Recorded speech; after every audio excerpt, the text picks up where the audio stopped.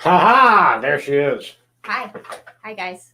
You gotta check the volume Oh, yes, I do. at some point in time. Yeah, I'm working on that.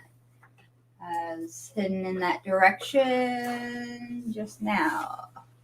You got caught in the groove. Yeah, I guess the volume works. Listen to that sound. Okay. Woohoo. Now I just gotta enlarge the screen so I can see all the You got channel. caught in the groove. Back. Yeah, I guess the volume works. There you go. There we go. Okay, so Theory Thursday. So I have actual notes for this too, by the way. So I'm just gonna key up those, and I'm going to switch out the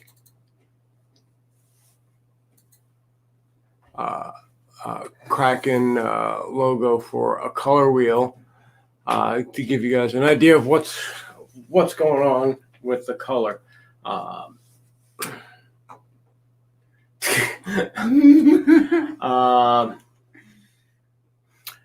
So color and marketing.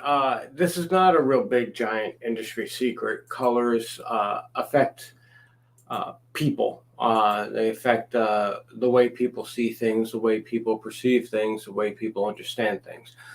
This is knowledge that's been known for centuries. In more recent times, as psychology has become a science as opposed to, I suppose, like a philosophy. Yeah. Prior to like the codification of psychology. Carl Jung called the color the mother tongue of the subconscious.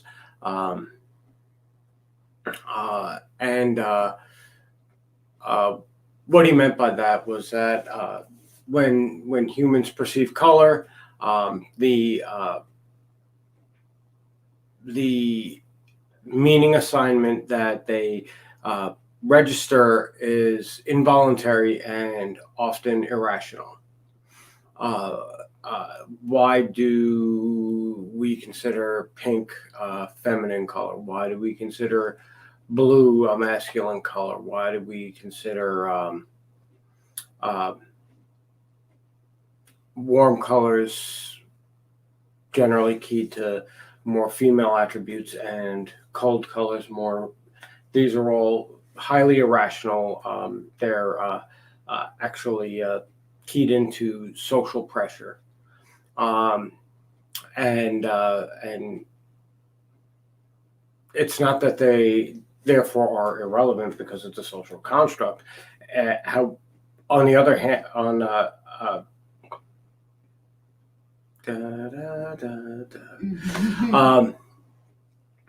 quite the contrary, they are very relevant because of the fact that they are social constructs, and we are trying to sell things to people who exist in a society. It's the reason why a good 90% of your high commercial output, high reward foods all come in red packaging or have red branding. It's the reason why products that, despite their performance, are trying to portray a air of trust use blue. It's why every business that has anything to do with the outdoors, nature, ruggedness has green in their logo in some way, shape, or form. It's why children's toys are usually pastels, high tint, tone, tint, right? Tint No, or tone, hue? not hue. Primary colors. No. It's the level of gray and white in the color. Oh, yes. I can answer that question once I stop being an idiot. Come on, open. Do the thing. Tint. Oh, okay. The brighter color. Tone is the darkest, and the Right. Shade is the darkest, and the tone is the middle. All right. So,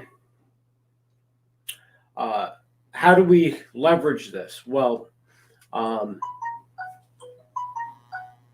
is this really necessary?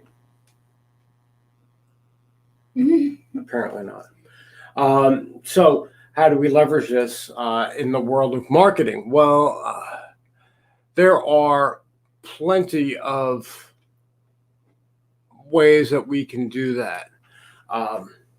Primarily, choosing a color that represents something that we want our business, our content to be known as.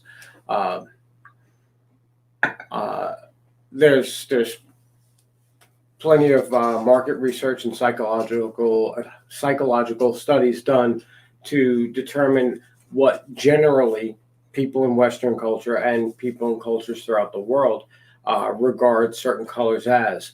I'm not going to get that deep into that here, and I'll explain why later. So, primarily, when dealing with tints, tones, pure colors, and shades, utilizing contrast is the number one problem you're going to have, especially if you use an external designer that's not concerned about designing things for marketing. Low contrast is very easy on the eyes. Designers love it. Designers love low contrast. Unfortunately, that means that any words that appear on your advertisement are not going to be there as far as 90% of the viewers of your content are concerned. If you have a high tone orange and a high tone yellow right next to each other, if you put them in grayscale, they're the same color. And that's what the brain does, is it looks at two colors and goes, this is easy, they're pretty much the same color. And now your conscious brain goes, no, this is this is that.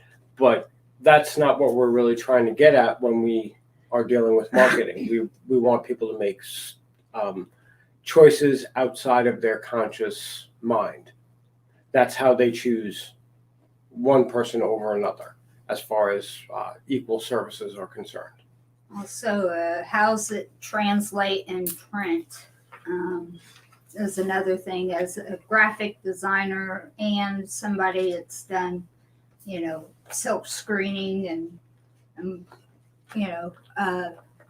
it used to be by the color, and so a lot of times people would, opt for a two-tone, maybe three-tone, color logo because of printing restrictions. Right. So, but we live in a world now that those capabilities are endless now. Hi. Mm-hmm. I have a desk cat. So continuing on, along the same vein, color combinations.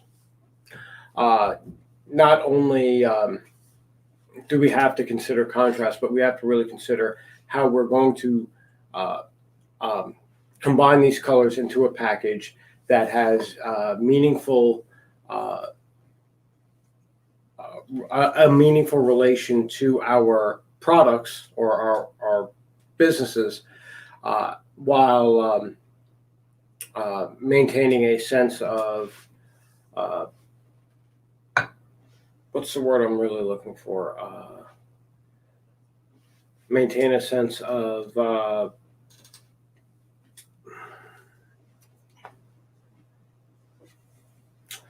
purpose, like it's purposeful. It's not just random and hodgepodge.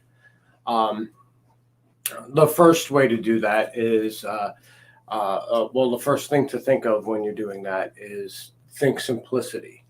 The University of Toronto did a study a while back, and the study inferred people preferred simple 2-3 color combinations, meaning the feature colors of your brand, the feature colors of your ad. If you maintain within a 2 to 3 color range, you will get more positive attention from potential clients, because it's easier for the majority of the people to process simple color patterns. As far as what colors to combine, well, that's a big whole giant conversation as well. There are 1, 2, 3, 4, 5. There are 5 major paths that people go down when they are choosing colors. The simplest one is complementary. You take that wheel, the one that's in the corner there. Here, I'll do us a favor. That one.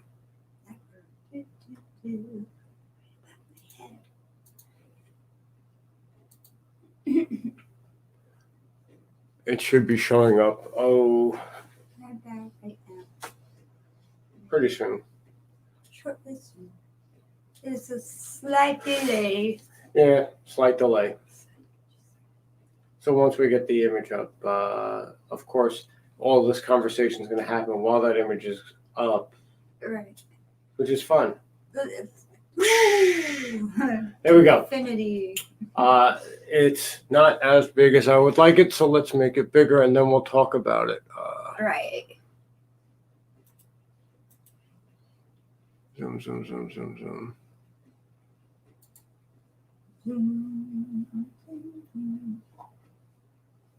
Why did it do that? I don't know, but look at that graphic. Isn't that beautiful? I'm just saying. I don't know. Oh, there we go. This is your stuff, but great work. So, like I was saying, complementary colors. Complementary colors are very simply put, exactly on the opposite side of the color wheel. Now, the color wheel I'm using is, it includes primary colors, your reds, your yellows, your blues.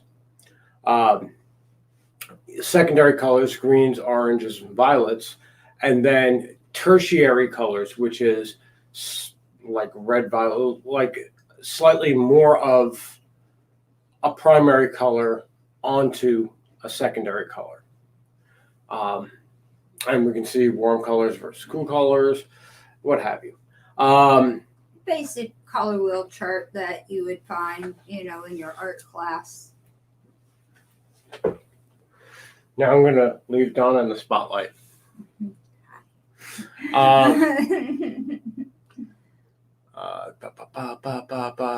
So we have complementary. Now we're going to drop this for a second.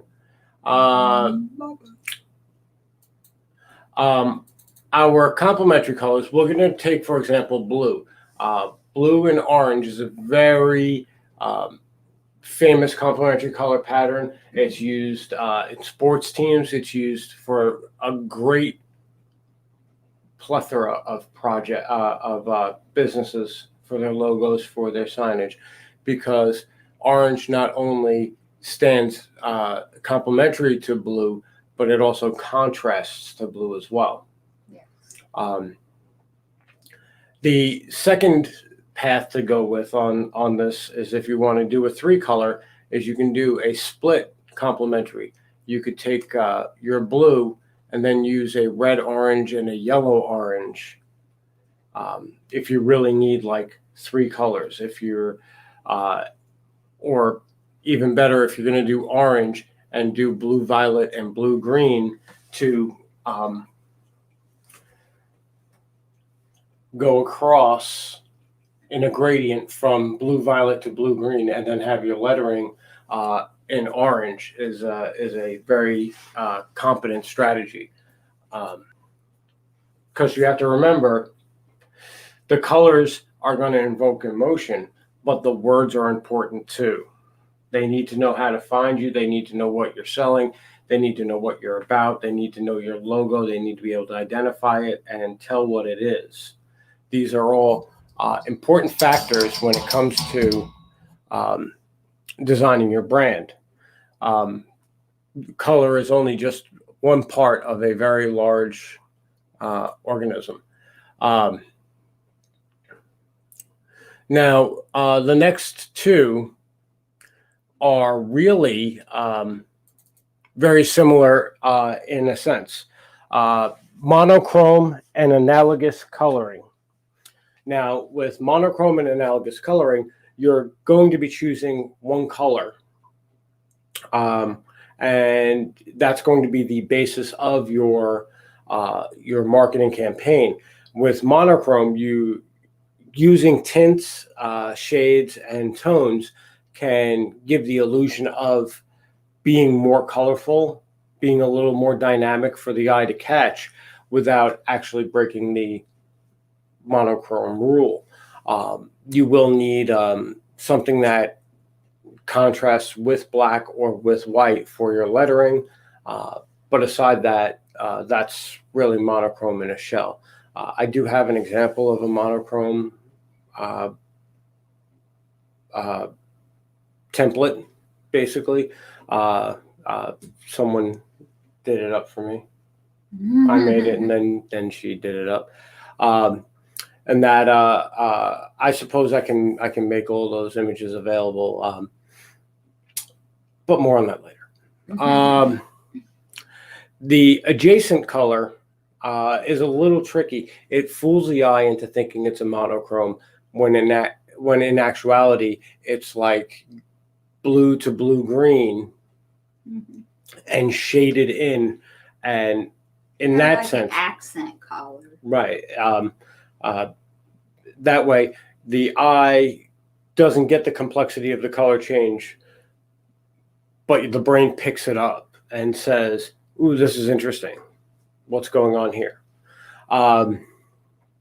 There are much more complicated color patterns known as the triangle, the square, the rectangle, and each one of them is exactly as it says. If you choose red, yellow, and blue are your triangle colors. If you choose orange, violet, blue, and yellow are your rectangle colors. And if you choose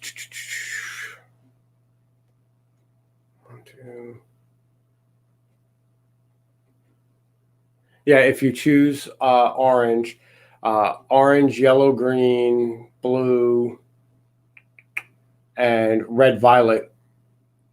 Yeah, red, violet are your ad colors. Those are your square colors. Basically, if you want a rectangle, you make one side longer than the other. You want a square, everything's equally distant apart. And if you want a triangle, it's 3 equidistant points.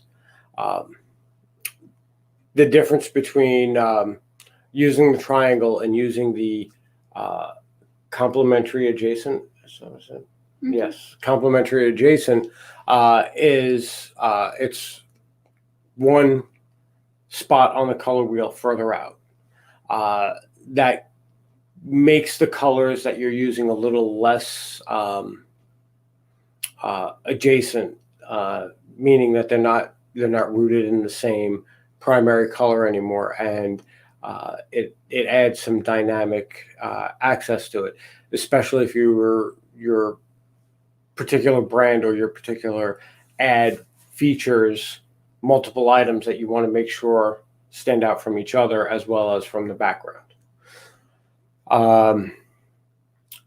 So there's the strategies. Now, beyond that,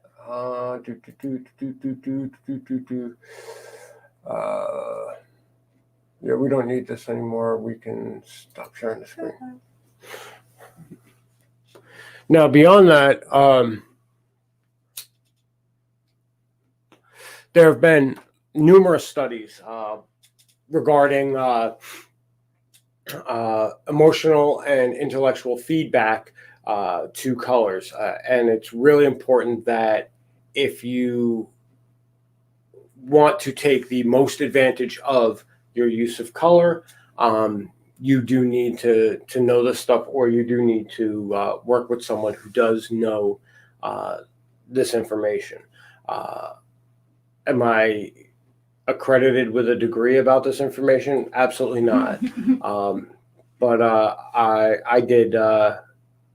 I do know some stuff about it, and I did do a healthy amount of research. This literally is just like the tip of the iceberg of how deep I went into this over the last week.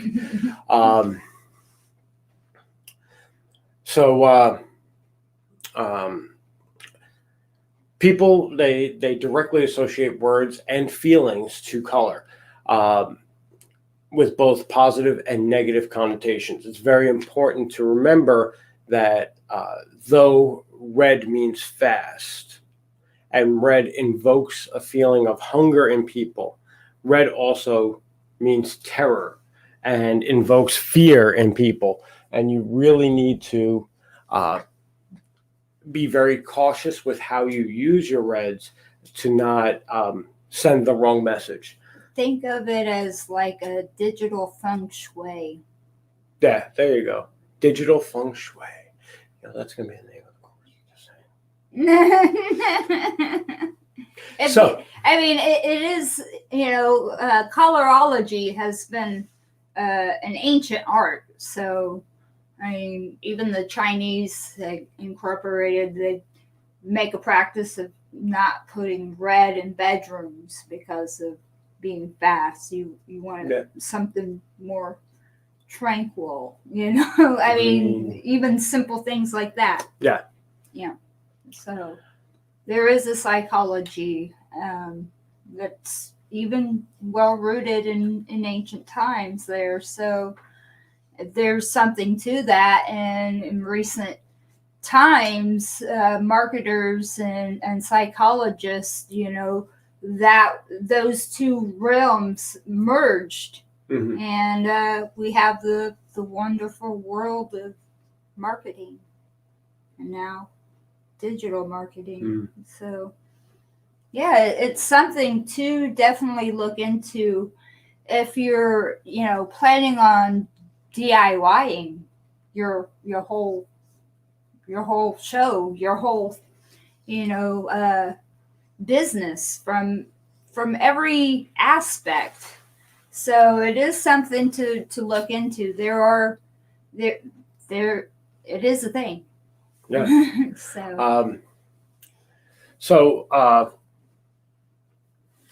Basically, especially if you're doing this yourself, smart choices and usage will mean the difference between drawing customers in and pushing them away. So it's something you have to be very careful about, and something you have to really be mindful of when you're creating your brand, when you're creating ads to support your brand.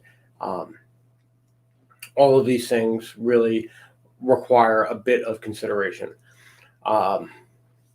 And as with everything that you're going to hear on Theory Thursday, this is literally something that's going to sound like a broken record come like next week or 2 weeks. And test.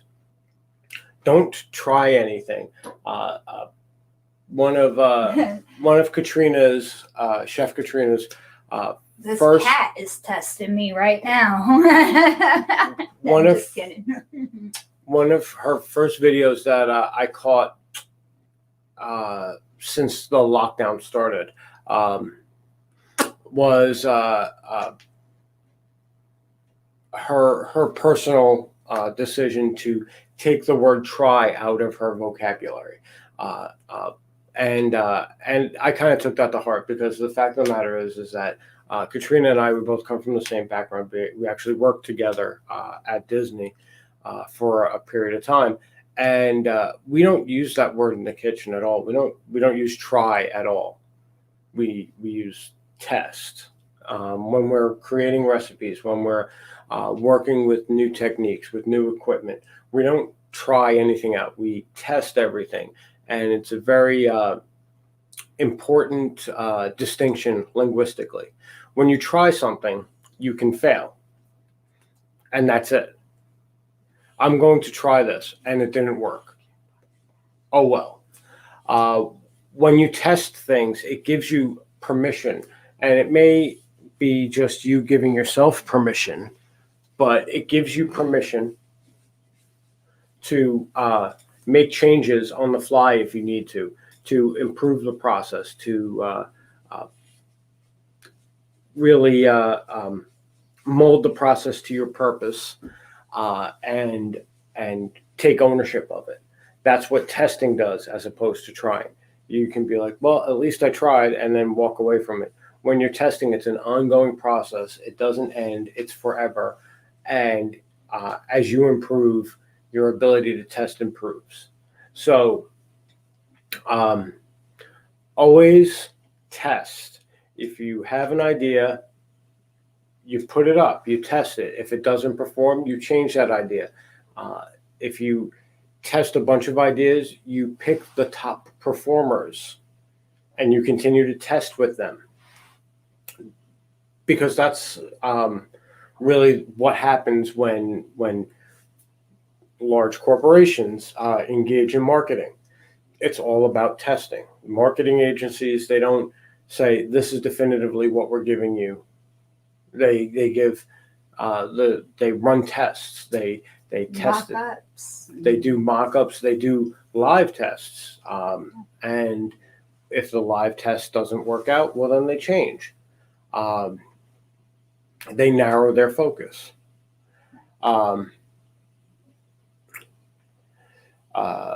I personally, I have developed a bunch of mock-up designs for Indie Learning Music Tutor, which is my creative music writing tutoring service. And homeboy, what are you doing? He's testing. And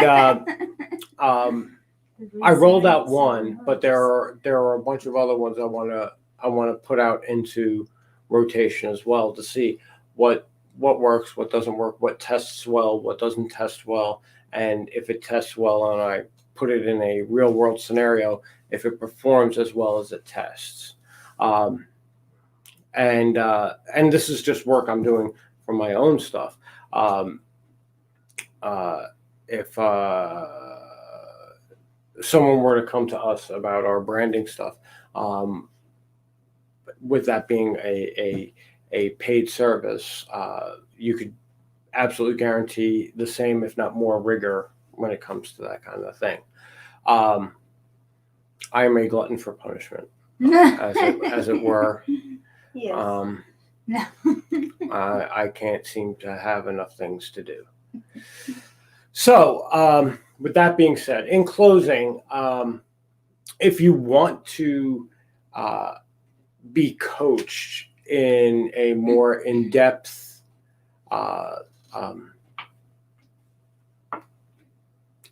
understanding of color psychology in marketing, the use of color, I am actually thinking about doing that as a